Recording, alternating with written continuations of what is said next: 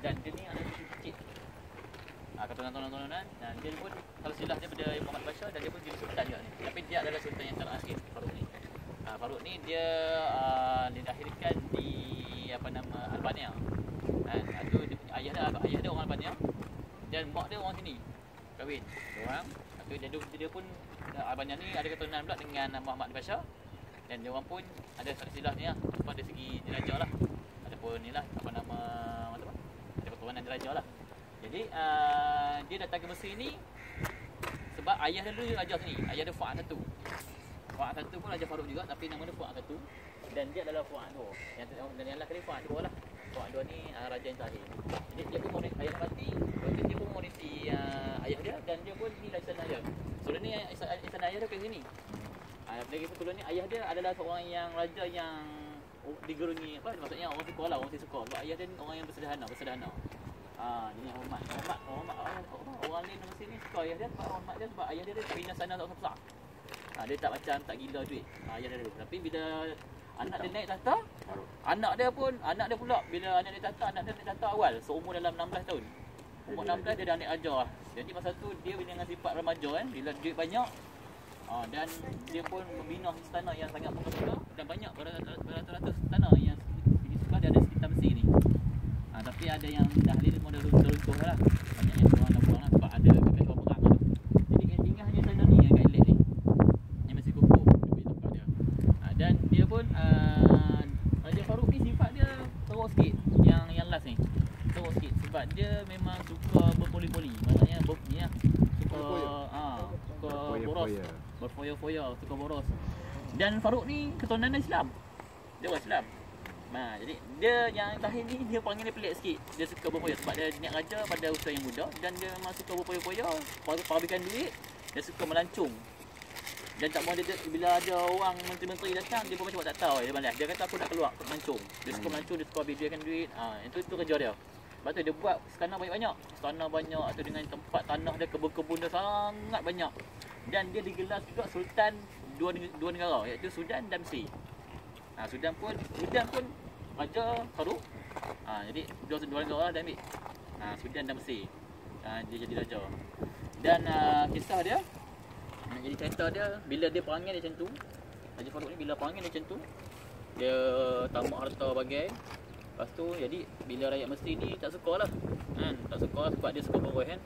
Dan negara Mesir pun dia tak jaga.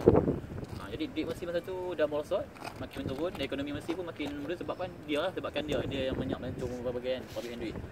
Jadi masa tu Mesir pun tak puas hati dengan dia, ramai rakyat yang tak puas hati, tentera dia sendiri pun tak puas hati dengan dia.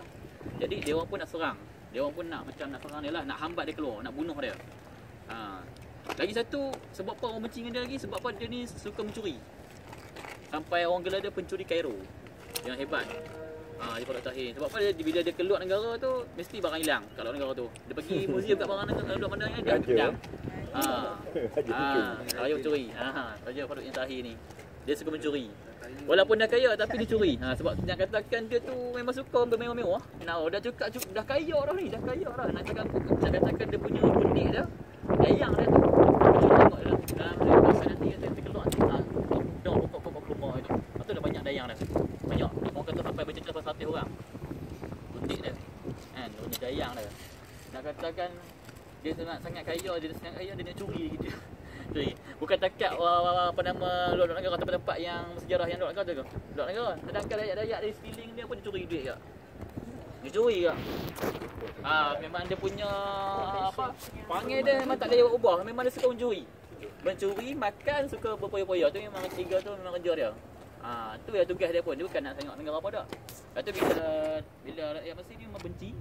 Apa tadi lagi dia benci lagi dia curi.